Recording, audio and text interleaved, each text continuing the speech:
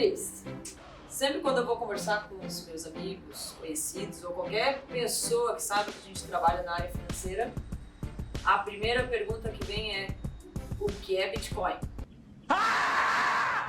E eu não sei explicar o que é Bitcoin. Então essa função é para você. Eita porra!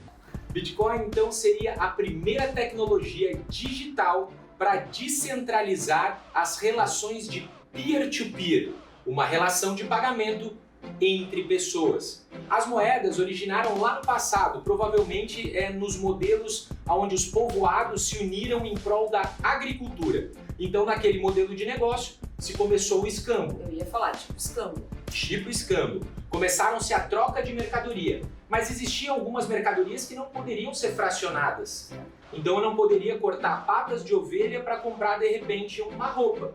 E aí a partir desse momento começou a se criar moedas ou talhas. Então você vinha com uma pedra, onde tinha teoricamente um banqueiro, e ele dizia: não, isso vale X frações de uma ovelha, ou X sacas de milho, de soja. A partir desse momento que começa as transações de moeda.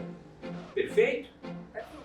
Em alguns casos também se negociavam minerais preciosos como ouro, mas em vez de você ficar transportando toda a tua riqueza, se chegou ao entendimento que seria importante ter alguns banqueiros, pessoas que custodiavam esse ouro e te faziam um papel ou algum documento assinado de próprio punho dizendo quanto ouro você tinha. E com esse papel, Ana, você poderia transacionar com outras pessoas, não precisando todas as vezes que você fizesse uma negociação de mercadoria ir até o banqueiro, entre aspas, do passado, pegar o seu ouro e comprar o seu cavalo, a sua ovelha, o seu saco de alimento. Certo. Entendeu a origem do dinheiro, mais ou menos? Sim. Claro que ela é muito mais longa, a história é muito mais bonita, mas aqui eu tentei simplificar. Tá. Mas na prática, hoje, como é que funciona o Bitcoin? Vamos lá, então quando a gente fala em Bitcoin como moeda, a gente sempre pensa em moeda como um país organizando uma moeda, como o dólar, como o euro, como o ien, como o real. Onde um país tem então uma reserva, né? Uma reserva de ouro ou de riqueza, essa reserva custodiada, né? Essa reserva como lastro financeiro. Era assim que funcionava até a década de 70. Cada país tinha uma quantidade de ouro e em virtude daquilo ele lançava uma quantidade de moeda, correto? Certo.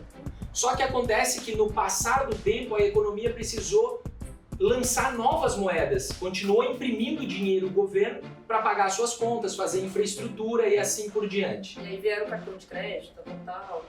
Você está misturando um pouco. O governo, na verdade, ele tem uma base para lançar a sua própria moeda e aí, se você lança muita moeda, você tem aquele fenômeno chamado de inflação. Se você tem muita moeda, ela perde valor. Sim, mas eu digo assim, ao invés de você utilizar a moeda papel, moeda mesmo, você utiliza o cartão de crédito. Então você elimina determinados veículos de uso. Ao invés de usar só dinheiro no papel, você usa cartão de crédito para pagamento. E aí vem o Bitcoin também como uma moeda de pagamento, de troca. Perfeito, então a gente entendeu moeda, que é a moeda pode ser emitida então pelo Estado federativo, pelo país, como o dólar, euro e o real. E sim, o cartão de crédito é uma forma de pagamento, ele não é a moeda. Certo. Você paga através da forma de pagamento. Isso. O Bitcoin é a primeira ideia que a gente não sabe de quem. O criador do Bitcoin seria um pseudônimo, se chama Satoshi Nakamoto. Então deve ser um grupo de programadores de extrema inteligência e muito antenados. Muitos nerds. Muito antenados na tecnologia, que criaram um código, que criaram um sistema de mineração, que a gente vai chamar dessa tecnologia de blockchain, mas eu já te explico o que é blockchain. Muita calma nessa hora. Para criar o primeiro sistema de pagamento descentralizado. Você sabe por que é tão interessante uma moeda não ter um país de origem, não ter uma emissão, não ter uma custódia? Não. Porque os países como os Estados Unidos ou como o Brasil, que tem o dólar e o real, a partir do momento que eles têm poder sobre um banco central emitir moedas, eles também têm custos para isso. Entende? Então eles também cobram para poderem ser os organizadores da moeda, te cobrando os famosos impostos, certo? O que a gente sabe como funciona e que na maioria das vezes não venha exercer a sua função primária, mas a gente não vai entrar nesse mérito. Então, quando você tem custos muito altos de um país para manter essa moeda, ela sempre vai sofrer um movimento inflacionário. O que eu quero dizer para você é que se você tem R$1.000 hoje, provavelmente daqui a 12 meses ele não tem mais o mesmo poder de compra. A gente está vendo isso no combustível, no aumento do preço da carne. E a ideia do Bitcoin sendo moeda é que você não tenha uma moeda por ela ser digital e por ela não ter impostos em cima e por ela não ser de algum controle federativo, político, centralizado, ela é completamente descentralizada, ela não tem inflação. Então ela não perde poder no tempo. Por que isso? Porque ela sempre será limitada.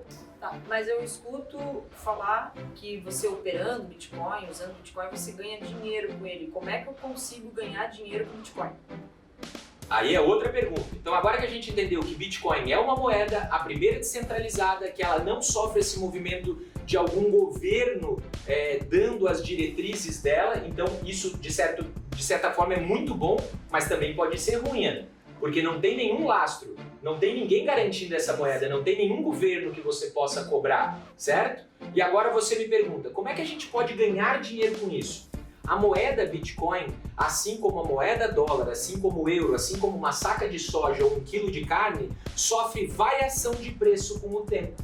Então as pessoas, quando elas percebem uma variação de preço de ativos, elas acabam querendo comprar na baixa e vender na alta. Então elas ganham dinheiro no que a gente chama de spread, ou diferença do preço que eu comprei para o que eu vendi. Por que no Bitcoin é tão difícil se ganhar dinheiro? É difícil, mas muitas pessoas ganharam dinheiro na história do Bitcoin, ele valorizou muito. Mas por que é tão difícil? Porque a gente só tem as informações do passado. É difícil medir também. Exatamente. E como ele tem muita volatilidade, ninguém sabe se essa moeda vai ser a moeda do futuro ou se ela simplesmente vai deixar de existir por algum motivo, ficam os movimentos especulatórios. E sempre que tem algum movimento especulatório, em qualquer coisa que seja, a gente pode comprar e vender esse ativo. Isso a gente chama de volatilidade. O tamanho da amplitude de movimento de um ativo. Então, quando a gente acha que vai ter guerra, que um governo está indo mal, que a Venezuela está indo mal, o que o cidadão da Venezuela que tem capital pode fazer? Pode ir lá e comprar reservas de valor. Na maioria das vezes é ouro, ou até pode ser... Então, espera aí. Vamos lá. Eu escutei falar em mineração. Mineração. O que mineração. O que é mineração? Minerador? Sei lá, não entendo nada disso. Por isso que eu chamei meu expert. Por trás do Bitcoin existe uma tecnologia. É sobre isso que você está falando. O nome dessa tecnologia se chama blockchain. Seria uma tecnologia de mineração. Mineração no sentido de processamento de dados, processamento de computadores gerando informações para minerar, para organizar e principalmente para validar essas informações. Quando a gente vai até o banco, Bradesco, Itaú, Caixa Econômica e faz alguma transação eletrônica, como pagar o cartão de crédito, a conta de luz, ele vai para o sistema do banco, que tem todo um sistema pago, onde esses números são processados e você tira o dinheiro da tua conta corrente e manda para essa instituição que você está fazendo o pagamento, correto? Lembra que o Bitcoin é descentralizado, não existe um banco por trás dele, não existe um país? Então toda essa tecnologia é feita por várias pessoas. Por isso que no início eram poucas máquinas, você minerava, por você deixar a sua máquina consumindo luz e fazendo contas matemáticas, que é a mineração do Bitcoin, que nada mais é do que a validação dessas transações. A Ana tinha Bitcoin, negociou com o Christian, que negociou com o Vinícius, que passou para o Arthur. Tudo isso tem que ter um livro caixa eletrônico. Esse livro caixa é chamado de blockchain. E o mais fantástico da blockchain é que ele não pode ser quebrado. Esse livro nunca pode ser apagado os registros das informações. Por isso que a moeda é tão fantástica quando se diz respeito à tecnologia empregada. Uau! Então, aquele Satoshi Nakamoto, ele criou um negócio fantástico, que criou uma... Os malucos sempre criam negócios fantásticos. E aí ele criou então essa ideia de que ela não poderia sofrer movimento inflacionário, então não é eterno que você pode minerar, mas a partir do momento que você cede a tua máquina, o teu computador, a tua energia elétrica da tua casa para fazer esses cálculos matemáticos, que esses blocos são liberados a cada 10 minutos, você na verdade está resolvendo equações para deixar aquele livro caixa do blockchain completamente formado. Então são centenas de milhares de computadores pelo mundo, nesse momento, ligados, resolvendo o algoritmo do Bitcoin para deixar toda essa estrutura sustentável, para que todos esses livros caixas atualizem aonde está o teu código. Porque você não tem uma conta corrente, uma conta poupança, você tem um código que você tanto pode transferir ele para um pendrive ou pode colocar num banco de Bitcoins. Isso existe, se chama exchange. São os bancos que fazem transações, trocas de moedas eletrônicas, uma delas o Bitcoin. Tá. Sabe, eu sou mulher, né? Sei. Mulher sempre preza pelo quê? Segurança. Então, muita gente vem dizer assim, ai não, Bitcoin é muito perigoso, Bitcoin... Primeiro, eu acredito que seja por causa das oscilações, então você não sabe quanto que você vai ganhar, o quanto que vai dar certo, o quanto que não vai dar, e por essa segurança de não estar 100% regulamentado, qualquer coisa, então as pessoas tendem a ficar com medo e acabando não fazendo nada em relação a Bitcoins. Tem esse perigo mesmo de segurança? Como é que é? Claro. Essa é uma das restrições por ser uma tecnologia nova, por ser muito novo, realmente tem perigo, vários perigos. Qual o perigo? Lembra que tem as exchanges? As exchanges são bancos, são plataformas de pessoas em todos os lugares do mundo que fazem as transações do Bitcoin. Essas empresas, elas, como o Bitcoin não é regulamentado por uma instituição governamental, por exemplo, ou pelo sistema bancário, essas empresas podem simplesmente falir e você perder todos os seus bitcoins que estão lá dentro, certo?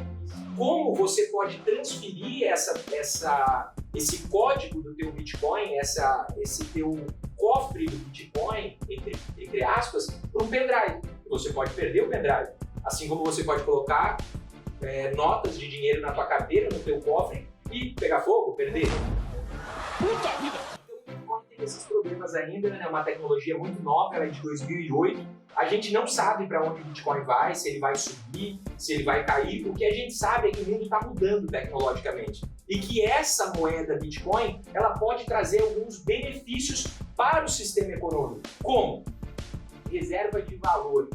Imagina que você mora na Venezuela ou de repente você mora no Chile, você vê que a economia, a política no país está deteriorando e você não pode simplesmente comprar quantos dólares você quiser. Então você vai buscar uma compra de Bitcoin que você compra através da internet, certo? E você pode também transacionar essa moeda com muita facilidade. Vamos supor que você tenha um filho morando fora, esse teu filho precisa de um dinheiro imediatamente. Qual o mecanismo que é utilizado por todas as pessoas para enviar dinheiro para o exterior?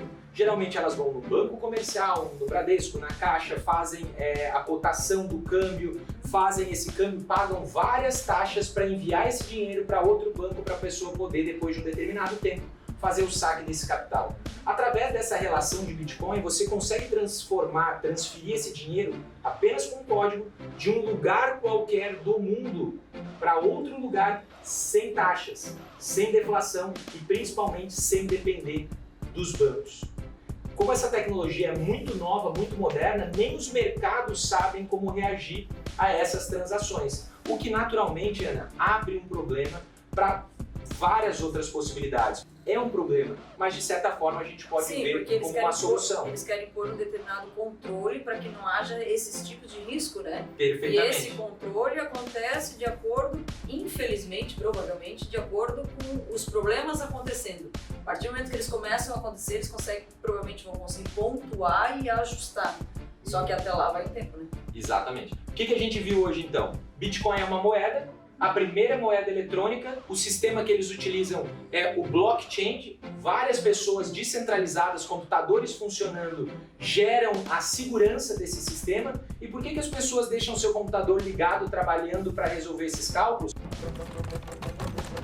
Porque ela passa a ser um minerador. Minerador é aquele que deixa o seu computador funcionando para ganhar também bitcoins. Então ele é pago por isso. Ele está, em vez de ele ser o Bradesco contratando várias pessoas para fazer todo o compliance, todo o sistema de estruturação das suas negociações, são vários computadores pelo mundo. E outra coisa, você pode especular, lembra que você perguntou se dava para ganhar dinheiro? Você pode ser um especulador. Sempre que você for especular em qualquer lugar com Bitcoin, aprenda primeiro, estude sobre ele, coloque pouco dinheiro, porque a gente ainda não sabe para onde essa moeda vai. E outra coisa que é muito importante, não se iluda com a história do passado. Será muito difícil você ficar riquíssima colocando pouco dinheiro, a história das 2 pizzas compradas com 10 mil bitcoins, né? E você virar uma bilionária. Essa onda já passou, essa febre não existe, então tenha consciência nos seus investimentos. E outra coisa boa de uma moeda descentralizada, que ela não perde poder de compra durante o tempo, ou seja, que não sofre inflação, é essa velocidade do meio de pagamento. Então, se você tem uma reserva da tua carteira em bitcoins e precisa fazer algum pagamento, alguma coisa descentralizado, você também tem essa opção. Certo? Entendido. Eu acho que está entendido. Espero que vocês tenham gostado. Essa foi mais um vídeo, a gente batendo um papo sobre as possibilidades de investimento do mercado financeiro.